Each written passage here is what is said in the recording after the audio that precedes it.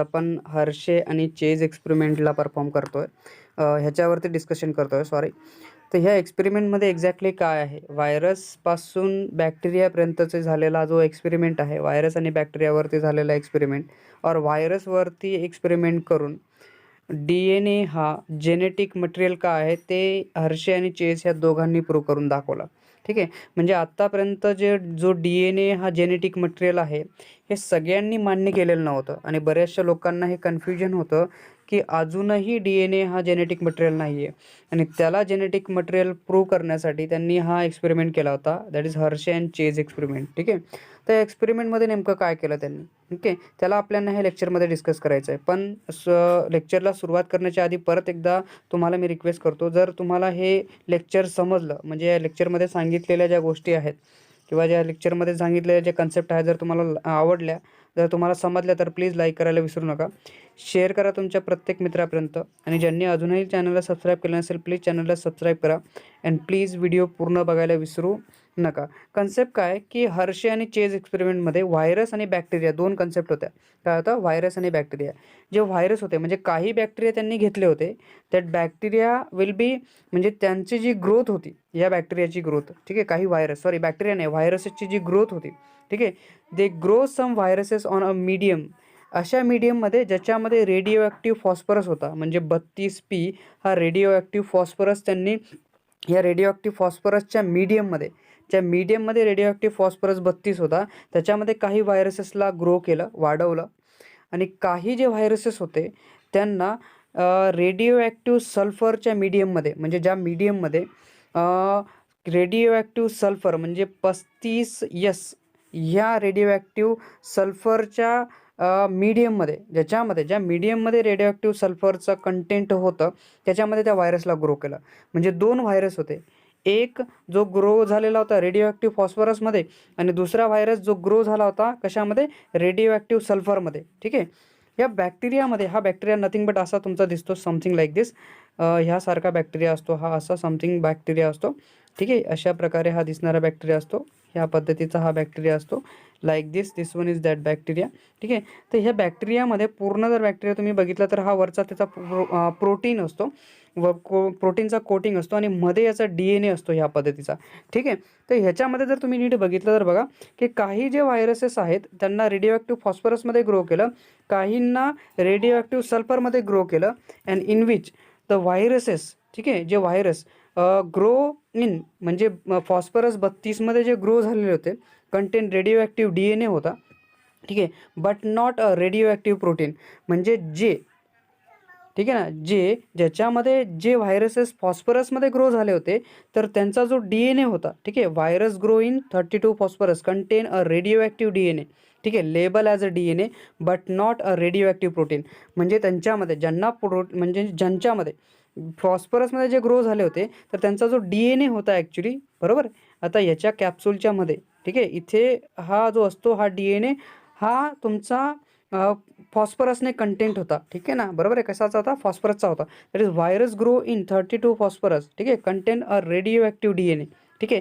तर हा काय होता, रेडिओ ॲक्टिव्ह DNA होता, पण प्रोटीन नव्हता त्याचा. बिकॉज का बरं, कारण DNA मध्ये फॉस्फरस असतो. ठीक आहे. DNA मध्ये फॉस्फरस असल्यामुळे that is what the radio active DNA होता. ठीक आहे. रेडिओ ॲक्टिव्ह काय होता, DNA होता. म्हणजे याचा अर्थ कॅप्सूलच्या मध्ये, ठीक आहे, असा जर असेल हा भाग तर याच्यामधला जो DNA असेल हा पिंक कलरचा, दिस इज नथिंग बट हा रेडिओ ॲक्टिव्ह DNA होता. कुठला, फॉस्फरस. ठीक आहे, फॉस्फरसचा होता. ठीक आहे. Phosphorus contain a radio active DNA. ठीक आहे, बरोबर. मग बघा अजून, आता झाला DNA बद्दलचा. DNA, आता प्रोटीनची गोष्ट. प्रोटीन कुठला, आउटसाईडची जी कवरिंग होती ना ही प्रोटीनची होती.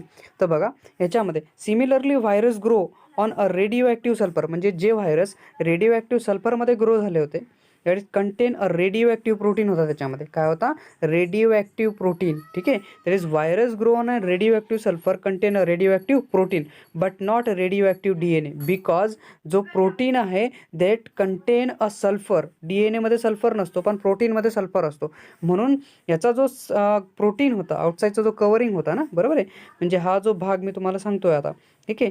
जे व्हायरसेस त्याच्यामध्ये ग्रो झालेले होते, सल्फरमध्ये ग्रो झालेले व्हायरसेस होते, तर यांचा जो भाग होता आउटसाईडचा पोर्शन तो आता कशाने बनला होता, सल्फरने बनला होता. म्हणजे कोटिंग जी होती, ठीक आहे ना, that is sulphur contain a radio active protein, ठीक आहे ना. म्हणजे त्याचे सल्फर जे होते ते काय होते, रेडिओ ॲक्टिव्ह प्रोटीन होते, but not a radio active DNA, because DNA does not contain a sulphur. DNAमध्ये काय असतो तुमचा मग फॉस्फरस असतो, ठीक आहे. DNA because DNA contain a phosphorus, बरोबर. मग आता दोन गोष्टी झाल्या तुमच्याकडे. जेव्हाही मी तुम्हाला डायग्राम दाखवेल त्या डायग्राममध्ये तुम्हाला दोन गोष्टी नक्की समजतील. एक, याच्यामध्ये सल्फर तुम्हाला दिसेल प्रोटीनमध्ये, ठीक आहे, आणि एक फॉस्फरस दिसेल जो DNA असेल, ठीक आहे. So here is that radioactive phage जो होता, ठीक आहे, that is radioactive phages जे होते वेअर, ठीक आहे, were allowed to infect E coli bacteria. म्हणजे आता ह्या व्हायरसेसला घ्यायचं, ठीक आहे, हे व्हायरस घ्यायचे, ठीक आहे. असा जो व्हायरस असेल ह्या व्हायरसला घ्यायचं, ठीक आहे, आणि काय करायचं, इथे असा जो बॅक्टेरिया असेल आपला, त्या बॅक्टेरियाला ह्या व्हायरसने इन्फेक्ट करायचं. काय करायचं, याला इन्फेक्ट करायचं. आणि याच्यामधला DNA असेल किंवा प्रोटीन असेल त्याला काय करायचं, इथून असलेला याला याच्यामध्ये टाकायचं, ह्या बॅक्टेरियाच्या मध्ये सोडायचं, ठीक आहे. By using blending and centrifuge. कशाने, ब्लेंडिंग म्हणजे मिक्सचर करायचं, आणि सेंट्रीफ्यूगने हा पूर्ण गोल गोल फिरून याला म्हणजे इथून बाहेर काढायचा, बाहेर फेकायचा, ठीक आहे. म्हणजे याला काय करायचं, इथून डिलोकलाइट करायचं, याला इथून सोडून द्यायचं, काढून टाकायचं, ठीक आहे. So here is that radioactive phage were allowed to infect E coli bacteria, ठीक आहे, ग्रो ऑन द मीडियम, ठीक आहे, कशामध्ये, medium that contain or normal phosphorus आणि नॉर्मल सल्फरच्या मीडियममध्ये ह्याला ग्रो करायचं, ठीक आहे. कशामध्ये, that is radioactive phage were allowed to infect E coli bacteria. जिथे आपण ई कॉईल बॅक्टेरियाला इन्फेक्ट करतोय व्हायरसने, ग्रो ऑन अ मीडियम, ती मीडियम कुठली असेल, त्याच्यामध्ये नॉर्मल फॉस्फरस आणि सल्फर असेल, ठीक आहे, P असेल आणि S असेल. So than as the infection procedure, म्हणजे जशी इन्फेक्शन प्रोसीड होईल, ठीक आहे, प्रोसिजर कंप्लीट होईल किंवा प्रोसीड होईल, जसं इन्फेक्शन होईल, the viral coat, okay, that viral coat were removed with the help of a centrifuge. म्हणजे जो कोटिंग होता त्याला काय करायचं, सेंट्रीफ्यूगने करून टाकायचं, ठीक आहे ना. कुठला रिमूव्ह करायचा, that is a viral quotes, त्याला काय करायचं, सेंट्रीफ्यूगने रिमूव्ह करायचं, म्हणजे बाहेर काढून टाकायचा आता, ठीक आहे, इन्फेक्शन झाल्यानंतर. जसा तो टुचला जाईल, ठीक आहे. तुम्ही असा बॅक्टेरिया बघितला असेल कधीतरी टी-व्हीमध्ये, पेपरमध्ये, न्यूजमध्ये तुम्हाला बऱ्याचदा दाखवलं असेल. इथून हा जो बॅक्टेरिया आहे ना तो मध्ये सोडून देतो, म्हणजे सॉरी व्हायरस हा त्याच्यामध्ये सोडतो, ठीक आहे, कशामध्ये, बॅक्टेरियामध्ये सोडतो याला, ठीक आहे. मग सेंट्रीफ्यूगने त्याला वेगळं करायचं. मग बघा, bacteria which where infected by the virus, म्हणजे जो बॅक्टेरिया आता व्हायरसने इन्फेक्टेड झालेला आहे विथ रेडिओ ॲक्टिव्ह DNA, म्हणजे जो रेडिओ ॲक्टिव्ह DNAने इन्फेक्टेड बॅक्टेरिया आहे, ठीक आहे. दोन बॅक्टेरिया असतील की नाही, एक बॅक्टेरियाला मला काय करायचं आहे, रेडिओ ॲक्टिव्ह प्रोटीनने इन्फेक्ट करायचं आहे, आणि दुसऱ्याला मला रेडिओ ॲक्टिव्ह DNAने इन्फेक्ट करायचं आहे, बरोबर आहे, दोन वेगवेगळ्या व्हायरसने. जर bacteria which were infected by a virus with a radio active DNA, ठीक आहे, ज्याच्यामध्ये रेडिओ ॲक्टिव्ह DNA, त्याने मी त्या बॅक्टेरियाला जेव्हा इन्फेक्ट करेल, that is radioactive indicating that, radioactive काय इंडिकेट करतोय, indicate that DNA was the material pass from the virus to the bacteria. म्हणजे हा जो रेडिओ ॲक्टिव्ह आहे, ठीक आहे ना, हा काय इंडिकेट करतोय, दॅट रेडिओ ॲक्टिव्ह DNA, ठीक आहे ना, हा काय इंडिकेट करतोय, याचा अर्थ की DNA जो आहे वॉज मटेरियल, ठीक आहे ना, DNA एक असं मटेरियल आहे that is pass from the virus to the bacteria. कुठून पास होत आहे, व्हायरसपासून बॅक्टेरियापर्यंत पास होतो आहे. And bacteria which were infected by the virus, ठीक आहे ना, जे व्हायरसमध्ये रेडिओ ॲक्टिव्ह सल्फर होता, ठीक आहे ना, रेडिओ ॲक्टिव्ह सल्फर हा रेडिओ ॲक्टिव्ह फॉस्फरसचा भाग होता, ठीक आहे ना, रेडिओ ॲक्टिव्ह फॉस्फरसचा DNA होता. So that is bacteria which were infected by the virus having radio active sulphur, म्हणजे जो प्रोटीन होता ॲक्च्युली, प्रोटीन म्हणजे बाहेरचा भाग, ठीक आहे, DNA नव्हता, DNA तर मध्ये जाणार आहे ॲक्च्युली ह्याच्यामध्ये बॅक्टेरियामध्ये. सो नॉट इन्फेक्टेड, म्हणजे त्याच्यामधला जो बॅक्टेरिया होता, ठीक आहे, बॅक्टेरिया दॅट व्हायरस ज्याच्यामध्ये रेडिओ ॲक्टिव्ह सल्फर होता तो इन्फेक्ट नाही झाला, त्याच्यामध्ये इन्फेक्शन आलं नाही.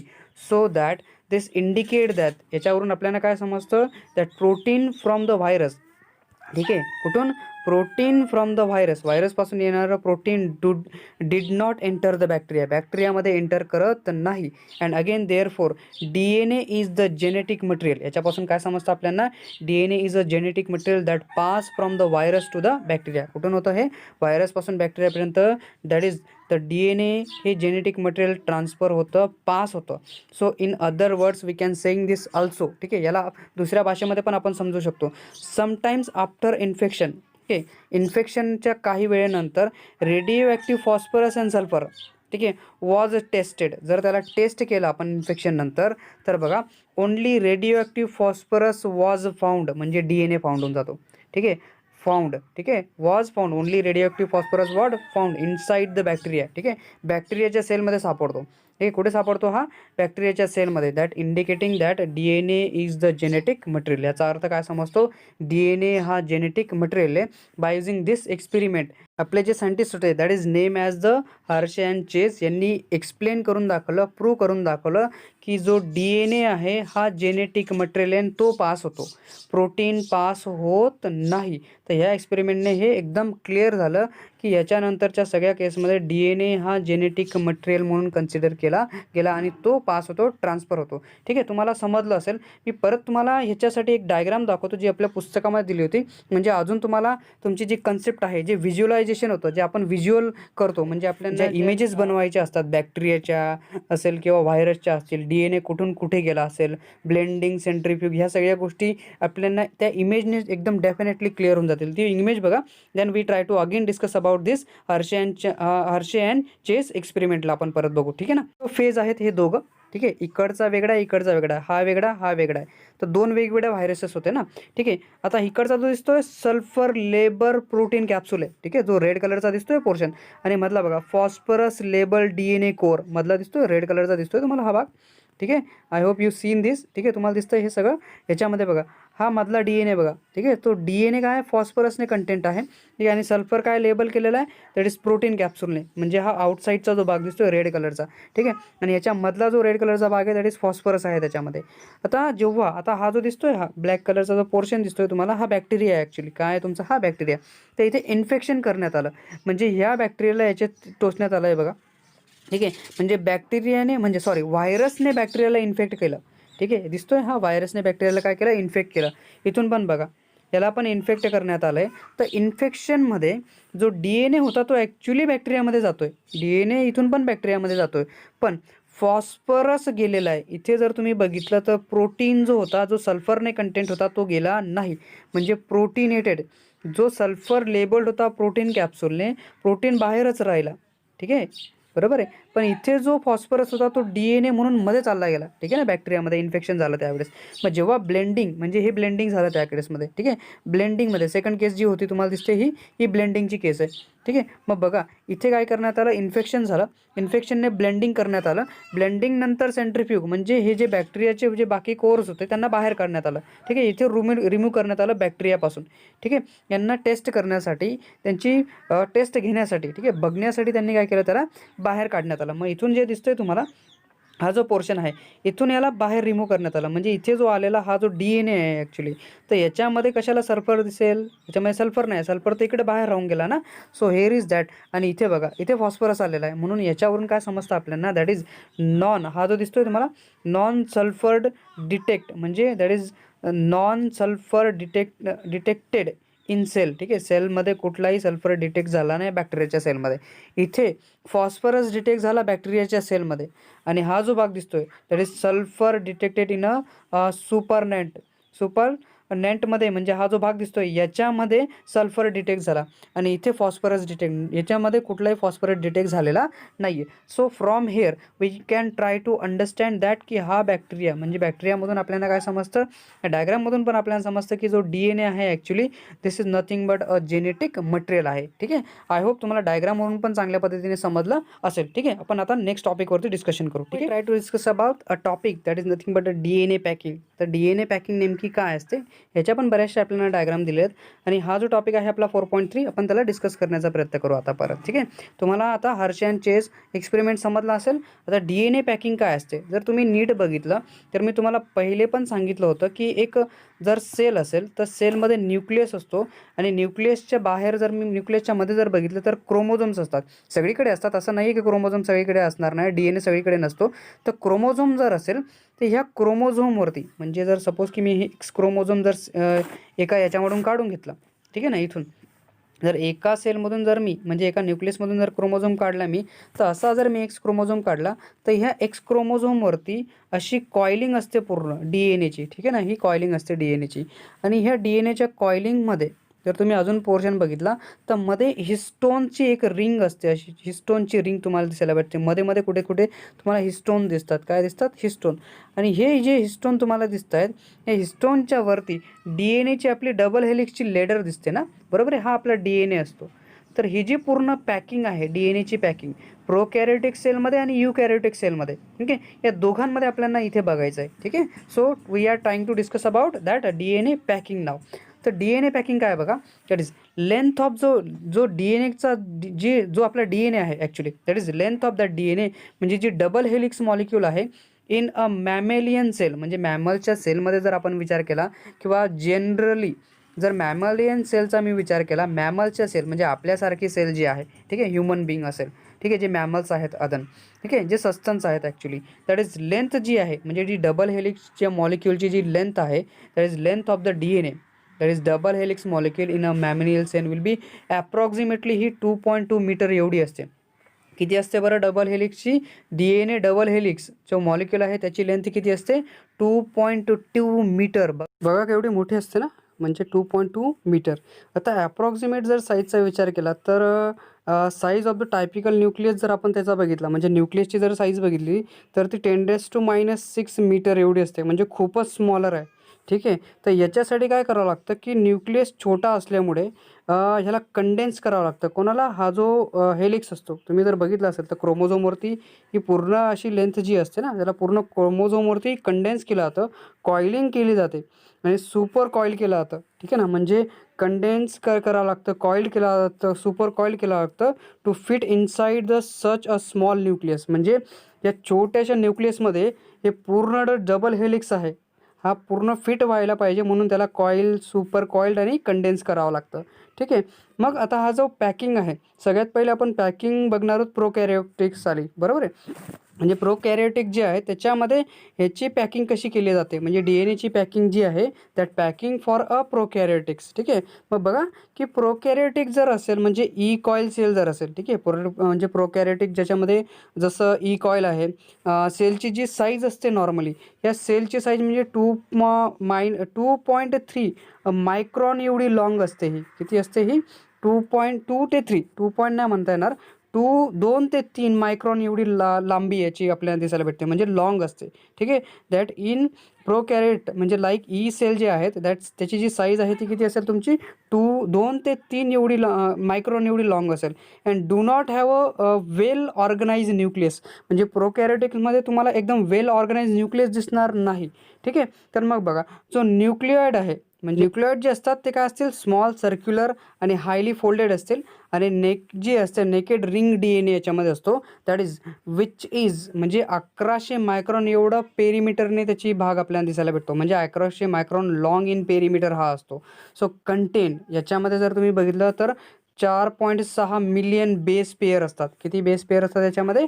4.6 मिलियन बेस पेअर तुम्हाला याच्यामध्ये दिसायला भेटतील. कशामध्ये? न्यूक्लिओइड्समध्ये. आणि जो न्यूक्लिओइड आहे, न्यूक्लिओइड pack into a cell which is hardly काय असते? ही 2.3 मायक्रॉन एवढी लॉंग आपल्याला दिसायला भेटते. And hence that is negatively charge जो DNA आहे बिकम्स अ सर्क्युलर. कसा होतो? हा सर्क्युलर होतो. आणि रिड्युसिंग द साईज, ठीक आहे, काय करतो? साईजला रिड्यूस करून, म्हणजे 350 मायक्रोमीटर इंटू डायमीटर एवढी रिड्यूस करून घेतो, बरोबर आहे. दॅट इज काय होतो? जो निगेटिव्हली चार्ज DNA आहे काय होतो? हा सर्क्युलर होतो. रिड्यूस काय करतो? साईजला. किती बनतो हा? 350 मायक्रोमीटर इन डायमीटरमध्ये. सो दिस फर्दर रिडक्शन, म्हणजे अजून जे फर्दर रिडक्शन आहे 30 मायक्रोमीटर एवढं. ठीक आहे. फर्दर म्हणजे एवढं तर रिडक्शन दाखवतोच, त्याच्यासोबत हा 30 मायक्रोमीटर एवढं रिडक्शन पण दाखवतो. मग ह्या रिडक्शनमध्ये काय होतं बघा? इन द डायमीटर, ठीक आहे, in the diameter becomes a looping. काय करतो? हा लूपिंग करतो, म्हणजे कॉइलिंग आपण त्याला म्हणतो, किंवा डोमेन त्याला आपण म्हणतो. ठीक आहे. मग बघा, is further reducing the 30 micrometre in the diameter because of looping. कशामुळे होत आहे? बिकॉज ऑफ द लूपिंग, म्हणजे 40 ते 50 डोमेन लूप्स काय होतात याच्यामध्ये? फॉर्म होतात, बरोबर आहे. किती लूप्स इथे फॉर्म होतात? 40 ते 50 लूप याच्यामध्ये फॉर्म होतात. सो इच डोमेन, म्हणजे प्रत्येक जो लूप आहे इज फर्दर कॉइल्ड. ठीक आहे. फर्दर काय होतात? कॉइलिंग होतात, अजून अजून अजून आणि अजून परत परत कॉइलिंग होतात. So further coiling and super coiled होतं, thereby reducing the size and down to 2 micron. In a diameter. किती डाऊन होतं हे? अजून 2 मायक्रॉन एवढा त्याचा जे डायमीटर आहे ते कमी होतं. So this coiling is associated म्हणजे assisted by positively charge HU. हे कोण दाखवतं तुम्हाला? दॅट इज दिस कॉइलिंग जे आहे, हे जे कॉइलिंग आहे that will B assisted by the positively charge HU. HU म्हणजे हिस्टोन असतो, लाईक अ DNA. ठीक आहे, DNA बाइंडिंग प्रोटीन त्याला म्हटलं जातं. म्हणजे हा जो HU आहे that is protein and enzyme like DNA. Gyrase त्याला म्हटलं जातं, गायरेज. आणि DNA ट्रोपो आयसोमेर्स त्याला म्हटलं जातं, आयसोमेज 1 म्हटलं जातं. म्हणजे बघा, तुम्ही जर नॉर्मली एक पूर्ण क्रोमोझोम बघितला, न्यूक्लियसमधून जर आलेला बघितला, जर हा पूर्ण एक्स आहे, तर ह्या एक्सच्या वरती तुम्हाला अशी कॉइलिंग दिसेल बघा. ही कॉइलिंग असते. आता ही कॉइलिंग इथेच नसते, तर पूर्ण कॉइलिंग केलेली असते अशी इथून पूर्ण क्रोमोझोमवरती. आणि ही कॉइलिंग जर मी पूर्ण रिमूव्ह करून घेतली ना इकडे बाजूला, तर बाजूला रिमूव्ह केल्यानंतर मला इथे मध्ये ना हे छोटे छोटे हिस्टोन्स दिसतात. प्रत्येक याच्यामध्ये थोडे थोडे हिस्टोन्स दिसतील आणि ह्या हिस्टोनला पूर्ण कॉइल केलं असतं. ठीक आहे, that is this coiled is assisted by the positively charge HU. म्हणजे हे जे हिस्टोन्स आहेत ते पॉझिटिव्हली चार्ज असतात आणि DNA will be negative charge. So histone like DNA binding protein जो असतो दॅट कुड बी DNA. म्हणजे एक आहे गायरेज म्हटलं जातं आणि दुसरा जो आहे ट्रोपो आयसोमेरेस म्हटलं जातं. 1 त्याला म्हटलं जातं. So to maintain the super coiled state, म्हणजे सुपर कॉइलिंग स्टेट मेंटेन करण्यासाठी हे सगळं करावं लागतं. तुम्ही जर याची नीट डायग्राम बघितली ना तर अजून आपल्याला चांगल्या पद्धतीने समजतं. बरोबर आहे, आपण एक डायग्राम बघू, त्याच्या थ्रू अजून याला समजण्याचा प्रयत्न करू. जी डायग्राम तुम्हाला दिसते ह्याच्यामध्ये बघा, नीट जर ऑब्झर्व केलं तुम्ही तर ह्या डायग्राममध्ये पूर्णतः तुम्हाला समजेल की इथे बघा, हा सर्क्युलर अनफोल्डेड क्रोमोझोम आहे आपला. कसा आहे? क्रोमोझोम आहे, नथिंग बट किती 350 मायक्रॉनचा तुम्हाला दिसतोय. किती दिसतोय? 350 मायक्रॉनचा. म्हणजे सर्क्युलर आहे, अनफोल्डेड आहे, फोल्डिंग झालेली नाही आहे अजूनही. ठीक आहे, आणि काय हा क्रोमोझोम आहे. म्हणजे सर्क्युलर अनफोल्डेड क्रोमोझोम ह्या पद्धतीने दिसतो, जो 350 मायक्रॉनच्या आसपासचा असतो. त्याच्यानंतर जेव्हा त्याची फोल्डिंग व्हायला लागते, म्हणजे फोल्डेड क्रोमोझोम ॲक्च्युली हा 40 ते 50 लूप बनवतो. किती असतो हा? 40 ते 50 लूप. आणि 30 मायक्रॉनचा एवढा RNA पण तुम्हाला याच्यामध्ये दिसायला भेटून जातो. म्हणजे बघा, फर्दर याची काय झाली? लूपिंग झाली, म्हणजे फोल्डिंग झालेली.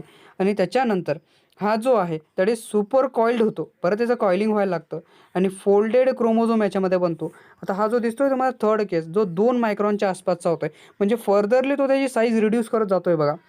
आणि लास्टली जर तुम्ही बघितलं अजून C पासून जर मी D वरती गेलो, ठीक आहे ना, मग इथे जो होतोय बघा दिसणारा हा जो डिगा पार्शियली अनकॉइल्ड क्रोमोझोम हा दिसतोय. हा पार्शियली म्हणजे काही प्रमाणामध्ये त्याच्यामध्ये कॉइलिंग झालेली आहे, पण काही प्रमाणामध्ये हा जो दिसतोय तुम्हाला अनकॉइल्ड आहे. इथे कॉइलिंग झालेली दिसते, म्हणजे पार्शियली अनकॉइल्ड क्रोमोझोम तुम्हाला याच्यामध्ये दिसायला भेटतो. आणि त्याच्यानंतर पार्शियली अनफोल्डेड क्रोमोझोम याच्यामध्ये बघतो. दॅट RNA क्लिअर, इथे RNA क्लेवेज तुम्हाला दिसतं. And then partially DNA digestion याच्यामध्ये दिसतं आणि पार्शियली RNAज बेस डायजेशन याच्यामध्ये होतं. म्हणजे हा काय असतो? तुमचा पूर्ण DNA पॅकिंग प्रोकॅरियोटिकमध्ये दिसायला भेटतो. हे सगळं मी तुम्हाला आत्ता जे सांगितलं ना, जे कुठलंही थिअरेटिकल रायटिंग मी केलं होतं त्याच्यामध्ये सगळ्या गोष्टी ह्या दिल्या होत्या बघा. याच्यामध्ये कशी फोल्डिंग होते आणि जो क्रोमोझोम आहे प्रोकॅरियोटिकमधला जो DNA आहे ॲक्च्युली स्वतःला कसा काय करतो? मिनिमाइज करत राहतो त्या पूर्ण क्रोमोझोमला एका न्यूक्लियसमध्ये येण्यापर्यंतचा. बरोबर आहे, कारण साईज किती होती? 10⁻². म्हणजे तुम्ही ॲक्च्युअली जर साईज बघितली तर 10⁻⁻6 मायक्रॉन मीटरची एवढी तुमची साईज होती. तर ह्या साईजमध्ये त्याला येण्यासाठी काय करावं लागतं? एवढी सगळी गोष्ट करावी लागते आणि त्याला काय व्हावं लागतं? फोल्ड करून पूर्ण कॉम्प्रेस होऊन जावं लागतं, पॅक व्हावं लागतं DNAला. That is प्रोकॅरियोटिकमधला. ठीक आहे, तर आपण पुढे पण बघू की हा जो पॅकिंग आहे नलचे आपल्याला अजून पण युकॅरियोटसाठी पण त्याला बघायचं आहे. ठीक आहे, हो तुम्हाला डायग्राम समजली असेल. तर डायग्राम नंतरची गोष्ट येते आपले पॅकिंग इन अ युकॅरियोटिक. बरोबर आहे, मग DNAची जी पॅकिंग होणार आहे युकॅरियोटिकमध्ये ती आपल्याला इथे बघायची आहे. तर इथे 2 कन्सेप्ट आहेत, ते आपण पुढे बघू. जरा याच्यावरती विचार करू. आता जे युकॅरियोटिक जे आहेत that will be show well organise nucleus. म्हणजे युकॅरियोटिक सेल जे असतात त्यांच्यामध्ये तुम्हाला वेल ऑर्गनाइज न्यूक्लियस दिसतो, ज्याच्यामध्ये कंटेन्स न्यूक्लिअर मेम्ब्रॅन असते, न्यूक्लिओलस असतात आणि परत थ्रेड लाईक मटेरियल असतं, म्हणजे दोऱ्यासारखे मटेरियल तुम्हाला दिसतील in the form of chromosome. कशाच्या फॉर्ममध्ये असतं हे सगळं क्रोमोझोमच्या फॉर्ममध्ये तुम्हाला दिसायला भेटतं. सो इन द क्रोमोझोम, जर क्रोमोझोमचा विचार केला तर DNA is the associated with a histone. इथे पण काय असतात? क्रोमोझोम काय असतात? क्रोमोझोमवरती म्हणजे जे DNA आहेत ॲक्च्युली हिस्टोनला असोसिएट करतात. म्हणजे इथे पण असे तुम्हाला हिस्टोन्स दिसायला भेटतील, गोल एवढे असतात प्रोटीनसारखे. अशा पद्धतीने तुम्हाला हे दिसायला भेटतील. ह्या पद्धतीचे एकदम गोल असतात हे. ह्या पद्धतीचं तुम्हाला दिसतील. राऊंडेड सारखे दिसतात, थोडेसे असे असतात सिलेंड्रिकल सारखे. असा भाग तुम्हाला दिसायला भेटतो ह्या पद्धतीचा. ठीक आहे, असा हा पूर्ण तुम्हाला हिस्टोन दिसतो. So that is in a chromosome DNA is the associated with the histone and non histone protein. म्हणजे दोन असतात इथे. एक प्रोटीन जो आहे जो हिस्टोन असेल असोसिएट केलेला आणि दुसऱ्यामध्ये हिस्टोन नसतील. बरोबर आहे, म्हणजे दॅट इज जो क्रोमोझोम ॲक्च्युली दिसतो DNA मधला is associate with the histone and the non histone protein तुम्हाला दिसायला भेटतील. मग असाच जो हिस्टोन आर प्रोटीन ज्याच्यामध्ये histone that is histones are the proteins that are rich in the lysine. कशाने बनले असतात हे जे हिस्टोन तुम्हाला दिसायला भेटतात ना, हे लायझिनमध्ये त्याच्यामध्ये म्हणजे हिस्टोनमध्ये ॲक्च्युली लायझिन असतो अँड एरायझिन असतो, म्हणजे रिड्युसिंग. म्हणजे हे रेसिड्यूज तुम्हाला ह्याच्यामध्ये दिसायला भेटतील. म्हणजे histones are the proteins that are rich, म्हणजे प्रोटीन्स म्हणजे जे हिस्टोन्स आहेत त्याच्यामध्ये प्रोटीन्स तुम्हाला दिसायला भेटतील. आणि हे ॲक्च्युली जे हिस्टोन्स आपल्याला दिसतात त्याच्यामध्ये लायझिन असतो, ॲरायझिन असतात, जे रेसिड्यूज तुम्हाला याच्यामध्ये दिसायला भेटतात. म्हणजे बघा बोथ दिस अमिनो ॲसिड, हे जे दोघं आहेत ना लायझिन अँड आरायझिन, ठीक आहे, that is both this amino acid residues are basic amino acid असतात, कॅरी पॉझिटिव्ह चार्ज. काय करतात हे पॉझिटिव्ह चार्जला कॅरी करतात. So charge with them. So histones are a set. काय असतात हे histone that is histones are a set of positively charge basic proteins असतात. म्हणजे दॅट इज हिस्टोन्स प्रोटोमाइन त्याला म्हटलं जातं. काय म्हटलं असतं त्याला हिस्टोप्रोटोअमाइन म्हटलं जातं. सो दॅट दीज हिस्टोन्स, हे जे हिस्टोन्स तुम्हाला माहिती आहेत that is these histones organise themself. ते काय करतात स्वतःला ऑर्गनाइज करतात to make a unit of a 8 molecule. कसे 8 मॉलिक्यूलच्या युनिटमध्ये ते स्वतःला ऑर्गनाईज करून देतात. त्यांना म्हटलं जातं नोन ॲज द ऑक्टोमर म्हटलं जातं. काय म्हटलं त्याला ऑक्टोमर.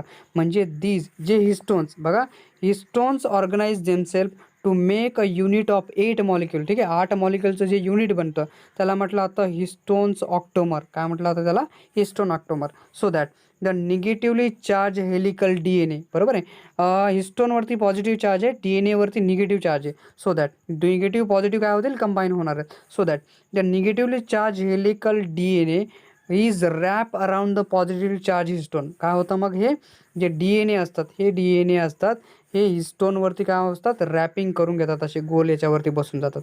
हे DNA आहेत, हे तुमचे हे DNA. ठीक आहे, हे रॅपिंग करतात कोणावरती हिस्टोनवरती. So that is negative charge helical DNA is wrap around the positively charge histone octamer forming a structure is known as nucleosome. त्याला काय म्हटलं जातं न्यूक्लोझोम. हे न्यूक्लोझोम तुम्हाला दाखवतो बघा, डायग्राम दिली आपल्याला याच्यामध्ये. ठीक आहे, डायग्राम दिसते तुम्हाला, हे डायग्राममध्ये तुम्हाला दिसत असेल हा आहे न्यूक्लिओझोम. ठीक आहे, आता जो मी तुम्हाला सांगितला इथे बघा हे ऑक्टोमर्स आहेत. म्हणजे किती मॉलिक्युल्स असायला पाहिजे हे टोटल 8 मॉलिक्युल्स असायला पाहिजे हिस्टोनचे. याच्यामध्ये H2A H4 H2B H3 आणि इथे ही जी रेड कलरचा लाईन दिसते तुम्हाला हा DNA आहे बघा. आणि इथे H1 हिस्टोन आहे, हा जो ग्रीन कलरचा आहे तुमचा हिस्टोनची आपण डायग्राम बघितली बरोबर. तर बघा that is negatively charge helical DNA is wrap around the positively charge histone octamers forming a structure is known as a nucleosome. आपण त्याला काय म्हणतो न्यूक्लिओझोम म्हणतो. तर ती जी डायग्राम होती that is the nucleosome are core is made up of 2 molecules. कशाने बनला असतो याच्यामध्ये जो कोर आहे तो कशाने बनला असतो 2 मॉलिक्युलने बनला असतो. ईच ऑफ 4 म्हणजे जे प्रत्येक 2 आहेत, ठीक आहे ना, each of 4 type of histones proteins काय असतात त्याच्यामध्ये प्रत्येकामध्ये 4 टाईपचे प्रोटीन असतील. म्हणजे जे 2 मॉलिक्युल्स आहेत कशाचे दॅट इज कोर जो आहे, ठीक आहे, जो न्यूक्लिओझोमचा कोर आहे हा काय असतो that is made up of 2 molecules. कसे 2 मॉलिक्युल्सने हा बनलेला असतो आणि प्रत्येकामध्ये 4 टाईपचे हिस्टोन्स असतात प्रोटीन्स असतात. That is H2A H2B H3 आणि H4 जो मी तुम्हाला डायग्राममध्ये दाखवला. बरोबर आहे, तर मग जो H1 प्रोटीन आहे जो ग्रीन कलरचा तुम्हाला दाखवला ना, बरोबर आहे.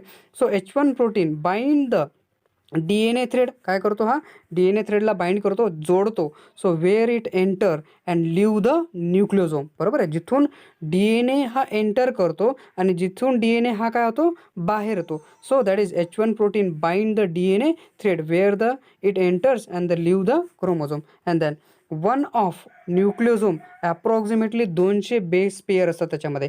एका न्यूक्लिओझोममध्ये अप्रॉक्सिमेटली 200 बेस पेअर असतात of the long DNA helix wound around it. बरोबर आहे, काय असतात हे वाइंडिंग असते, तुम्हाला पूर्ण हेलिक्सची वाइंडिंग तुम्हाला दिसेल. So one nucleosome approximately 200 base pairs long DNA helix wound around it. So about 146 म्हणजे 146 बेस पेअर लॉंग सेगमेंट जे आहेत of the DNA present in the each nucleosome. बरोबर ना, किती 146 बेस पेअर काय असतात, long segmented of the DNA हे present असतील कशामध्ये, दॅट इज प्रत्येक क्रोमोझोममध्ये 146 बेस पेअर तुम्हाला दिसायला भेटतील. सो न्यूक्लिओझोम्स आर द रेप्टिकल म्हणजे रिपीटेटिंग म्हटलं जाईल. ठीक आहे, काय म्हटलं जाईल, रिपीटिंग युनिट आहे कशाचं, क्रोमॅटिनचं. बरोबर आहे, काय, that is a chromosome are the repeating unit म्हटलं जाईल of chromatin which are thread like. कसं असतं, हे दोऱ्यासारखं असतं.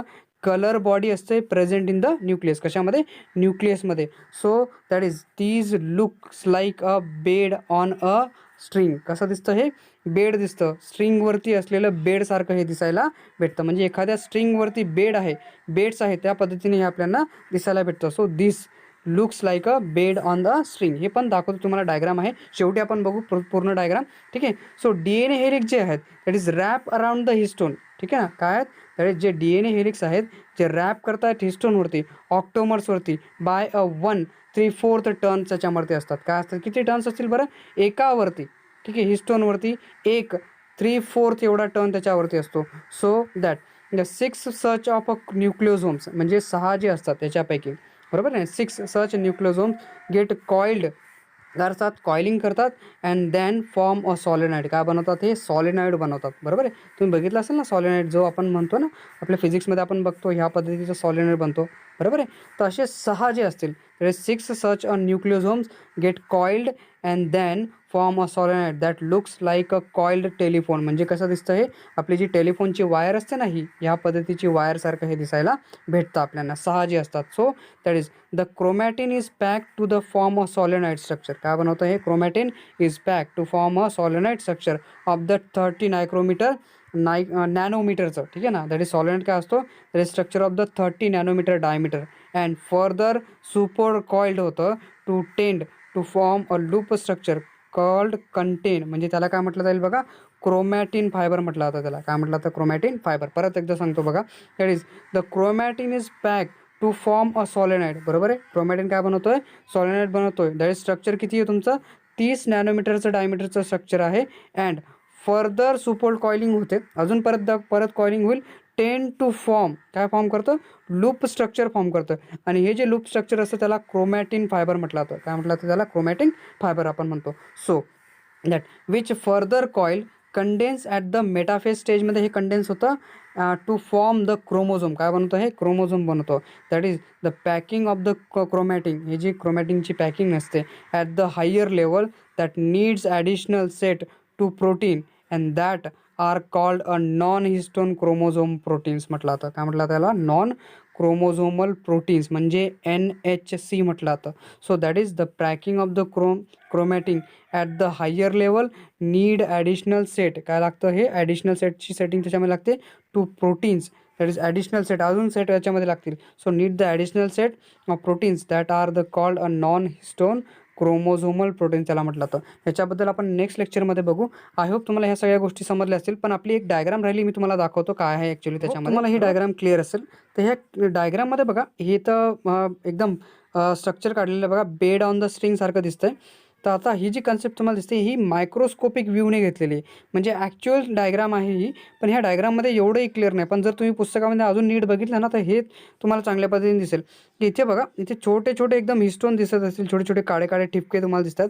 हे न्यूक्लिओझोम आहेत. काय तुम्हाला दिसणार आहे, हे न्यूक्लिओझोम. म्हणजे हे पूर्ण 0.5 मायक्रोमीटरचं एवढं स्ट्रक्चर आहे. या स्ट्रक्चरमध्ये जर तुम्ही पुढे बघितलं तर हे ह्या पद्धतीने दिसेल. हे जे दिसतंय तुम्हाला, हे जे न्यूक्लिओझोम हे दाखवतात ह्या डायग्राममध्ये, हे तुम्हाला ह्या पद्धतीने दिसतात बघा. दिसतं हे न्यूक्लिओझोम आहे, जे आपण तुम्हाला पूर्ण पद्धतीने दाखवले. 8चं पूर्ण पेअर तुम्हाला दिसेल, 8 मॉलिक्युल्स तुम्हाला याच्यामध्ये दिसतील. सो ही जी दिसते ही DNAची लिंक तुम्हाला दिसतील, लिंकर DNA दिसतोय हा सगळा, बरोबर. तर अशी पूर्ण पेअर आहे बघा. ते 1/3/4ची पूर्ण टर्निंग याच्यामध्ये तुम्हाला दिसायला भेटेल. हे पूर्ण अशी येते आणि मग इकडे जाते. म्हणजे 1/3/4 एवढा पार्ट याच्यामध्ये दिसतो. याला टर्न केलेला कोणाला, न्यूक्लिओझोमला. अशी पूर्ण that is DNA wound around the histone protein. ठीक आहे, हा हिस्टोन प्रोटीन आहे तुमचा, हा पूर्ण न्यूक्लिओझोम आहे. ठीक आहे. ह्याच्यावरती ही वाइंडिंग दिसते. ही तुम्हाला जर मायक्रोस्कोपिक व्ह्यू तुम्हाला कधी दाखवला तर त्याच्यामध्ये ह्या पद्धतीने हे पूर्ण स्ट्रक्चर दिसायला भेटतं. अजून जर तुम्ही याला झूम इन केलं, झूम आउट केलं तर त्याच्यामध्ये दिसेल. हा दिसतोय तुम्हाला, हा कसा आहे, that is beds on the string magnified. ठीक आहे ना, कसा दिसतोय हा, बेड्स ऑन द स्ट्रिंग सारखा दिसतोय. इथे तुम्ही नीट बघा, हा 10A आणि 11 ए सारखा दिसतो, ए सारखा. So this is what the nucleosomes आहेत सगळे, दॅट इज कंटेन्स फायबर्स आहेत. Stretch during the preparation for the electron मायक्रोस्कोपमध्ये याला स्ट्रेच केलं त्यावेळेस हे दाखवलं आहे. मायक्रोस्कोपी रिव्हिलिंग लिंकर म्हणजे DNA बिटवीन द न्यूक्लियोझोम कोअरमधले हे DNA आहेत. इथे बघा, अजून बघा, यांनी पूर्ण याला स्ट्रक्चर दाखवलं आहे, that is chain of the nucleosome तुम्हाला दिसतोय, दॅट इज फॉर्मिंग 10 ते 11 नॅनोमीटरची थिक फायबर हा बनवतो. लिंकर DNA आहे, वेअरिंग इन द लेंथ म्हणजे 8 ते 144 न्यूक्लियोटाईड पेअर इथे मध्ये तुम्हाला दिसतील. 1/4 टर्न तुम्हाला याच्यामध्ये दिसतील. 146 न्यूक्लियोटाईडच्या बद्दल मी तुम्हाला जे बोललो ॲक्च्युली ज्या लेक्चरमध्ये मी तुम्हाला सांगितलं, हे पूर्ण भाग जसा दिसतोय तुम्हाला 300 ॲम्स्ट्रॉमपर्यंतचा हे दिसतोय. 300 ॲम्स्ट्रॉम मेटाफेज फायबर ऑर द सॉलिनाइड तुम्हाला दिसेल. हा सॉलिनाइडसारखा फेज आहे बघा, हा पूर्ण सॉलिनाइडचा फेज आहे. 110 ॲम्स्ट्रॉमपर्यंत दिसेल. सॉलिनाइड फॉर्मिंग दिसतोय, हा 30 नायक्रोमीटरचा थिक फायबर तुम्हाला दिसतोय DNA पॅकिंगमधला. ठीक आहे. आय होप तुम्हाला पूर्ण लेक्चर समजलं असेल. जर तुम्हाला समजलं असेल तर प्लीज लाईक करायला विसरू नका. अँड ज्यांनी पूर्ण लेक्चर बघितलं असेल त्यांचा पूर्ण मी परत एकदा मनापासून आभारी आहे. Thank you for watching this video.